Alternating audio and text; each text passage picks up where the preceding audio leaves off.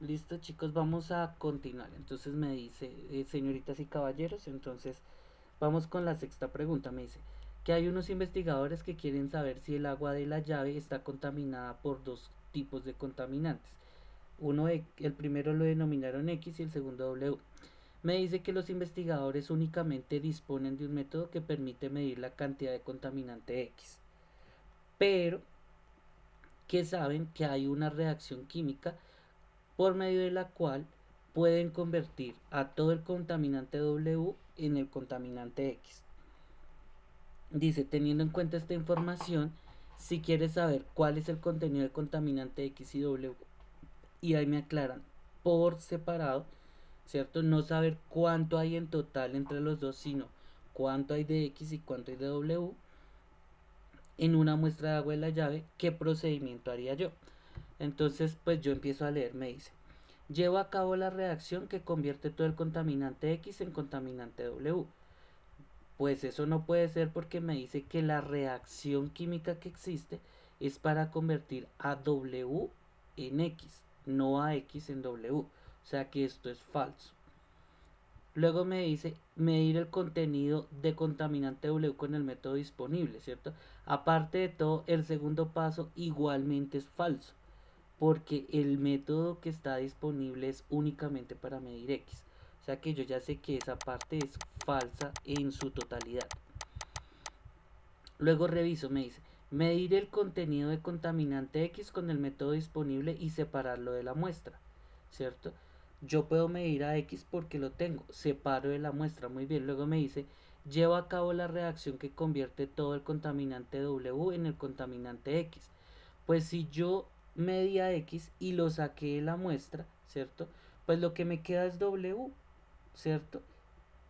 Y como tengo la reacción para convertirlo en X, lo convierto en X para luego volver a medir el contaminante X, ya que esta última medición corresponde a la medición del contenido del contaminante W. Es verdad, porque este nuevo X que tengo en realidad originalmente era el W, pero lo sometí a la reacción química para poderlo convertir en X, ¿cierto? Y poder medirlo. O sea que esta es la opción correcta. Pero yo igual corroboro, me dice, llevar a cabo la reacción que convierte a todo el contaminante W en X. Eso es verdad porque yo puedo hacer esa conversión, pero me dice que luego mido todo el contaminante X con el método disponible, ya que esta medición corresponde a la medición del contenido de ambos contaminantes. Esto es verdad, ¿cierto? Si yo convierto a W en X y luego mido, ¿cierto? Voy a obtener la cantidad de los dos contaminantes juntos, pero a mí me los piden separados. O sea que esta no me sirve, aun a pesar de que es verdad, no me sirve porque no me responde a lo que me piden, ¿cierto?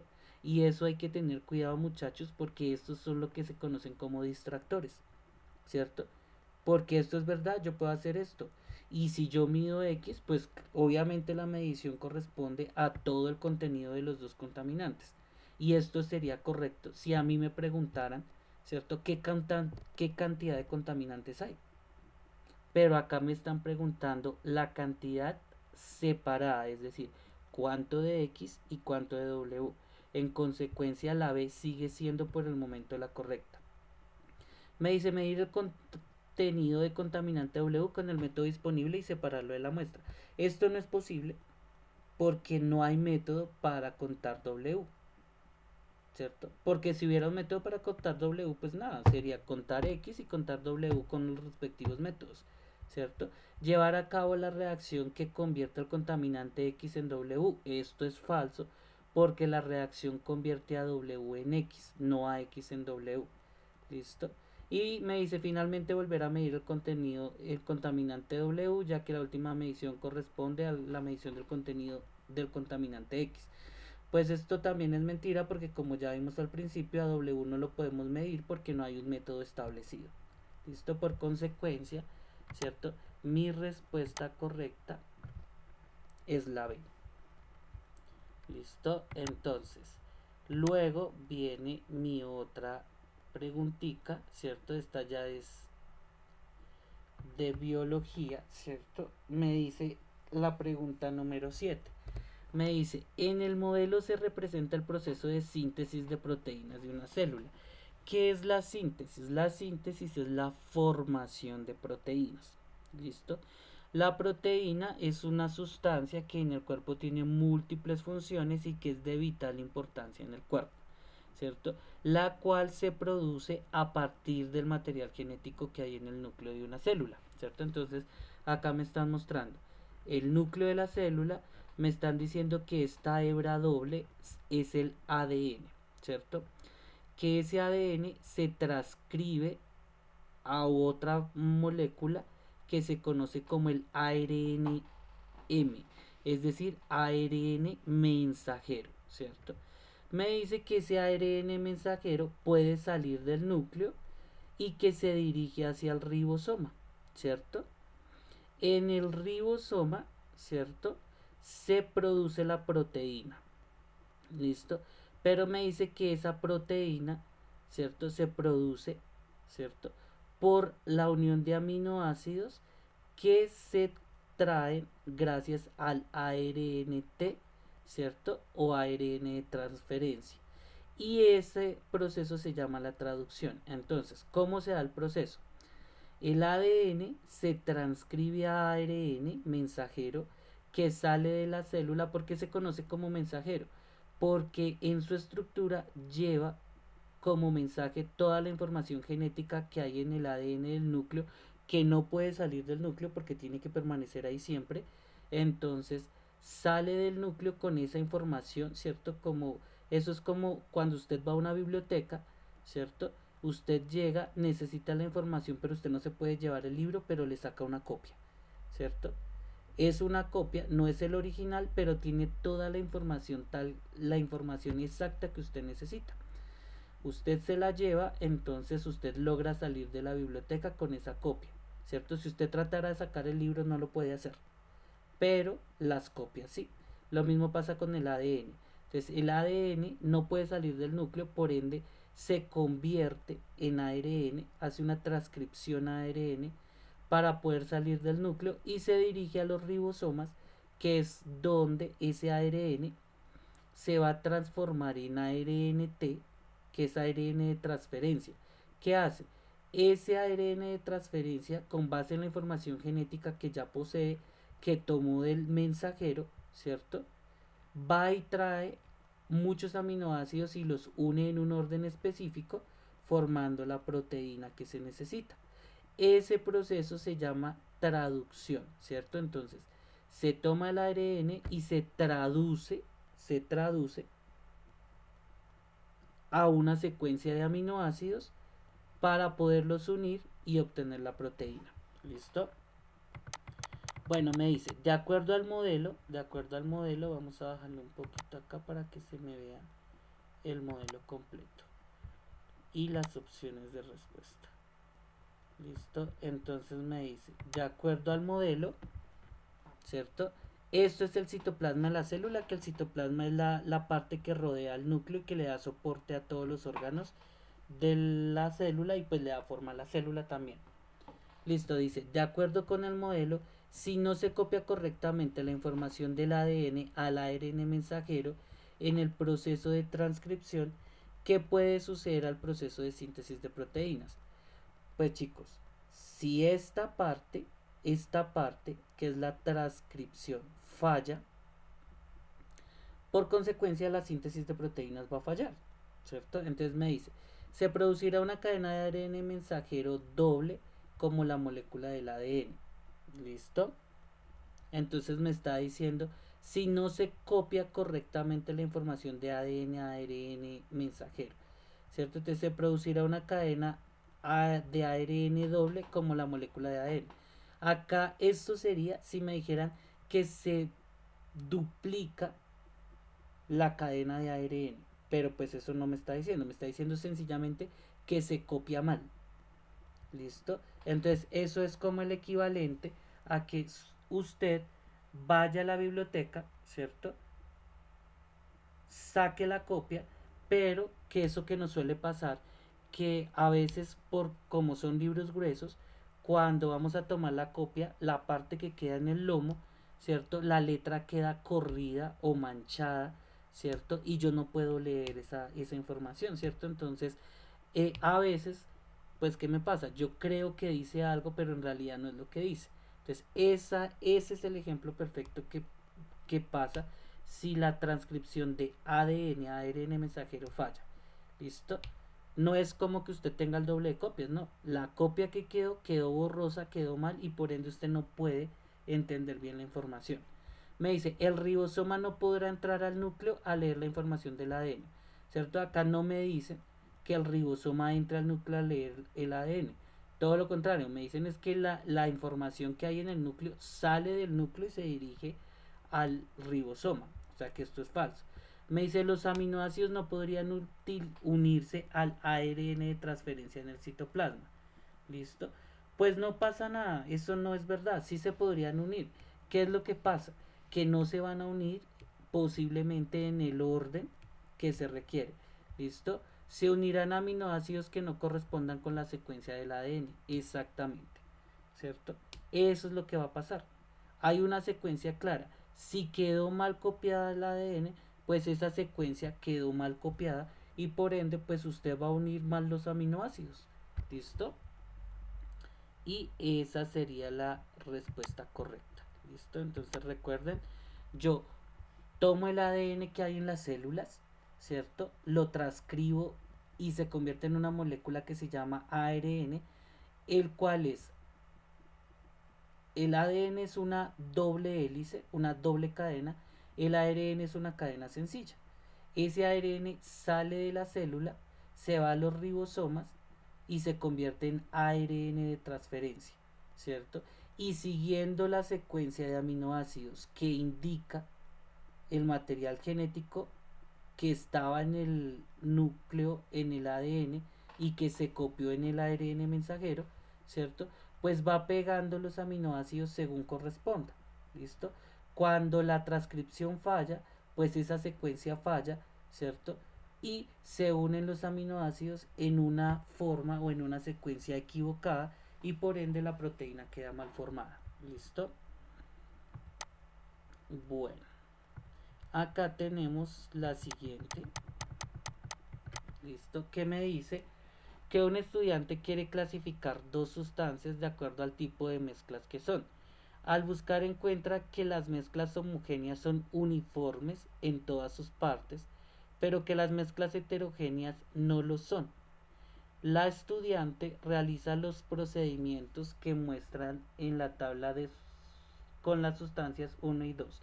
¿Listo? Entonces, una mezcla homogénea es cuando yo uno dos o más sustancias y al final obtengo una sola fase, ¿cierto? Entonces el ejemplo es cuando tú mezclas café con agua, ¿cierto? Al mezclarlos tú obtienes como una sola fase, es decir, como si hubiese una sola sustancia, ¿cierto? Pero en realidad sabemos que en esa mezcla hay agua y hay café por aparte, solo que yo no logro diferenciar cuál es el agua y cuál es el café, lo que la convierte en una mezcla homogénea. Por el contrario, las heterogéneas, ¿cierto? Son aquellas mezclas en las que yo logro diferenciar varias fases, ¿cierto? Por consecuencia yo logro diferenciar claramente, ¿cierto? A las distintas sustancias que se mezclan. Un ejemplo es el agua y el aceite, donde se forman las dos fases y yo claramente puedo diferenciar dónde está el agua, dónde está el aceite, ¿cierto? Otra podría ser un calentado de arroz con frijoles, ¿cierto? Yo claramente diferencio un frijol de un arroz, ¿cierto? Pero es una mezcla, pero heterogénea.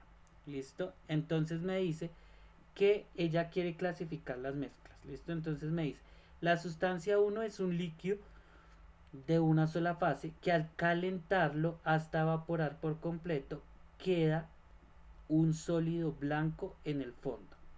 ¿Listo? Entonces, tomo la primera mezcla, la calentó hasta que ebullió, es decir, hasta que hirvió, como conocemos coloquialmente la frase, ¿cierto? Entonces, ebullir es hervir, que significa hacer que una sustancia líquida por el efecto del aumento de temperatura cambie de estado líquido a estado sólido.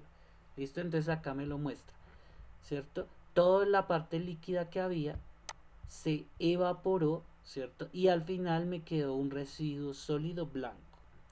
Listo, me dice, la sustancia 2 es un líquido que al ser introducido en un recipiente se observa la separación de dos fases, ¿cierto? Entonces acá veo fase uno, fase 2. Listo. Y pues, ¿qué hizo? Esto se llama un tubo de decantación, entonces esto tiene una llavecita, la abre y permite que el primer líquido salga, ¿cierto? Y ya cuando ese líquido se acaba, cierro la llavecita y tengo en un recipiente adicional uno de los líquidos y en el recipiente original el otro de los líquidos. ¿Listo? Entonces me dice, teniendo en cuenta lo observado al separar las sustancias, ¿qué tipos de mezclas son las sustancias uno y 2? ¿Cierto? Pues esta, ¿cierto? Hay una sola fase, es homogénea, yo no logro diferenciar, ¿cierto? El líquido del sólido que había, ¿cierto? Acá después de calentar ya me di cuenta que había un sólido, pero acá yo no lo veía. O sea que esto es una mezcla homogénea. ¿Listo? Acá claramente veo las dos fases, ¿cierto? Entonces pues yo ya sé que es una mezcla heterogénea. ¿Listo? Entonces me dice, la sustancia uno es mezcla homogénea, correcto. Y la sustancia 2 es mezcla heterogénea. ¿Listo? Eso es correcto. Igual yo confirmo, la sustancia uno es mezcla heterogénea, eso es mentira porque yo no veo dos fases, veo solo una fase. Ambas sustancias son homogéneas, claramente no. En esta una fase, en esta dos fases, o sea que esto es mentira. Las dos heterogéneas, mentira. En esta sí hay dos fases, pero en esta solo hay una. Por consecuencia, pues la respuesta correcta, ¿cierto? Era la sustancia, la respuesta A, que me dice que la sustancia uno es una mezcla homogénea y la sustancia 2 es heterogénea. ¿Listo? Bueno, la siguiente es más de física. ¿Listo? Recuerden que como les dije, la prueba de ciencias naturales pues está combinada la química, la física, la biología y el ambiental. ¿Listo? A veces sale algo de ambiental. Bueno, vamos a leerla. Les voy a colaborar por lo menos con esta, aunque pues claramente como les dije, yo soy licenciado en química. Pues mi fuerte pues es la física, la biología y la química. Pero bueno, vamos a leerla y voy a tratar de darles por lo menos un enfoque en medio de lo que sé de física. Dice, un estudiante camina por el puente de dos parlantes, parlante uno, parlante 2, ¿cierto? Ubicados afuera de la emisora del colegio. Dentro de la emisora, la profesora de física toca la nota do en un clarinete para ayudar al profesor de música a afinar algunos instrumentos musicales. El estudiante percibe que hay lugares en donde el sonido del clarinete se escucha más fuerte, mientras que en otros no, ¿cierto? Y los marca como se muestra en la figura. ¿Listo? Entonces, ahí tenemos, ¿cierto? Si el estudiante le pregunta a la profesora la razón por la cual en los puntos blancos el sonido se escucha más fuerte que en los negros, ¿cierto? ¿Cuál de los siguientes argumentos debe darle la profesora al estudiante? ¿Cierto? Entonces, acá debemos tener muy en cuenta en dónde es que se escucha fuerte el sonido y en dónde no. Dice, si el estudiante pregunta por cuál, la razón por la cual en los puntos blancos el sonido se escucha más fuerte que en los negros, entonces yo ya sé que acá sonido bajo, sonido bajo, sonido bajo, sonido bajo, sonido bajo. Pero acá estos es sonido alto y sonido alto. ¿Cierto? ¿Por qué sucede eso? ¿Listo? Entonces me dice, porque las ondas del sonido interfieren constructivamente en los puntos negros y en los puntos blancos se reflejan. ¿Listo? Entonces, B, porque las ondas de sonido interfieren constructivamente y destructivamente en los puntos, pero en los blancos, en todos los puntos, pero en los blancos las ondas se refractan. ¿Listo? Entonces, ¿qué es interferir constructivamente? Interferir constructivamente hace relación, ¿cierto? A que cuando un sonido se encuentra con el otro, mutuamente ayudan a amplificarse. ¿Listo? ¿Qué implica que se reflejen? Implica que cuando la onda sonora, ¿cierto?, toca ese punto, se devuelve, ¿cierto? Como que rebota y se devuelve. ¿Listo? Eh, Eso es la primera, ¿cierto?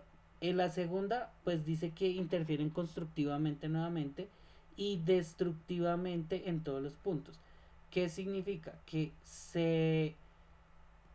es contradictorio porque no puede pasar que interfieran tanto constructiva como destructivamente. Constructivamente es como que se amplían cuando interactúan, y destructivamente es que cuando interactúan las ondas sonoras se destruyen entre ellas, ¿cierto? Y pues se acaba el sonido. ¿Listo? Dice que en los blancos las ondas se refractan. ¿Qué es refractarse? Es como absorberse. ¿Listo? Es como absorberse. Entonces, C, porque las ondas de sonido interfieren constructivamente en los puntos blancos y destructivamente en los puntos negros. Y D, ¿cierto? Y D, porque las ondas de sonido interfieren destructivamente en los puntos blancos y negros, pero en los negros se reflejan y se refractan. ¿Listo? Entonces, ¿qué vamos a tener en cuenta? Si el sonido se hace mayor en lo blanco, significa que hay una relación constructiva, porque el sonido aumenta. Cuando las ondas se encuentran en esos puntos, ¿cierto? Se hacen más grandes. ¿Listo? Por consecuente, se siente más el sonido. ¿Listo? Cuando están en los puntos negros, significa que el sonido se atenúa. Es porque las ondas sonoras se están destruyendo. ¿Listo? Entonces, pues claramente en los puntos blancos hay construcción y en los puntos negros hay destrucción. Por consecuencia, sería la C. ¿Listo? No puede haber refracción ni la onda no se puede ni reflejar ni refractar, porque para eso tendría que estrellarse contra un obstáculo como una pared. ¿Listo? En este caso, si se dan cuenta, no es que sea una pared, sino sencillamente son puntos específicos, ¿cierto? En los que yo me puedo parar y escuchar más o menos duro el sonido. ¿Listo?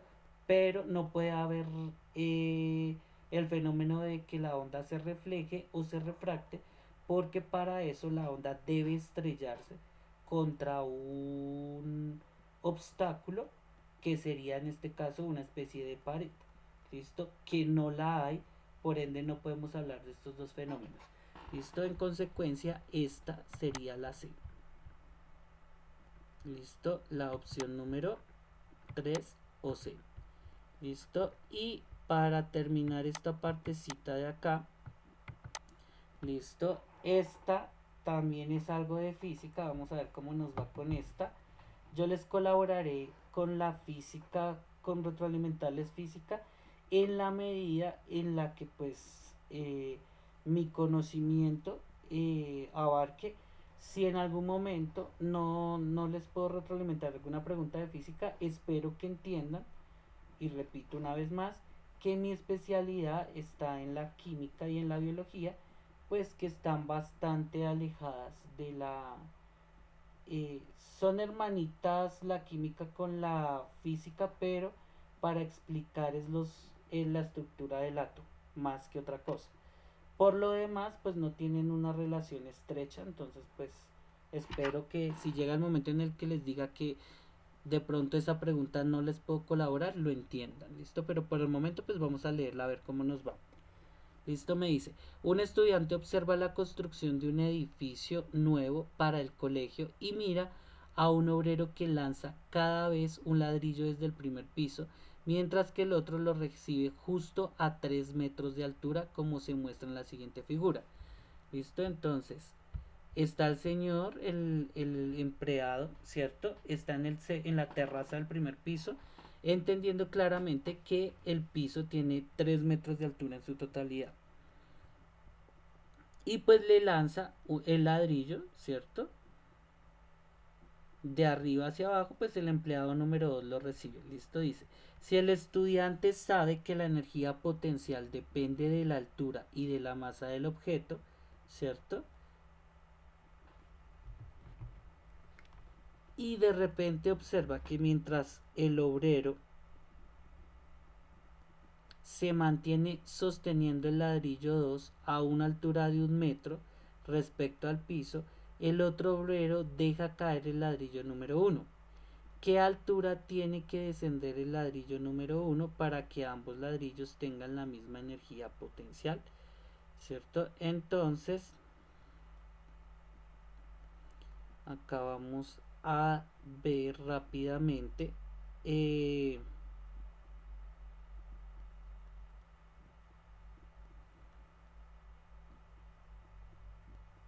qué es la energía potencial, ¿cierto?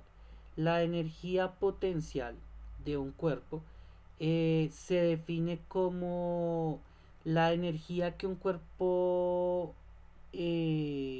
o un objeto posee teniendo en cuenta su posición con base en un campo de fuerza.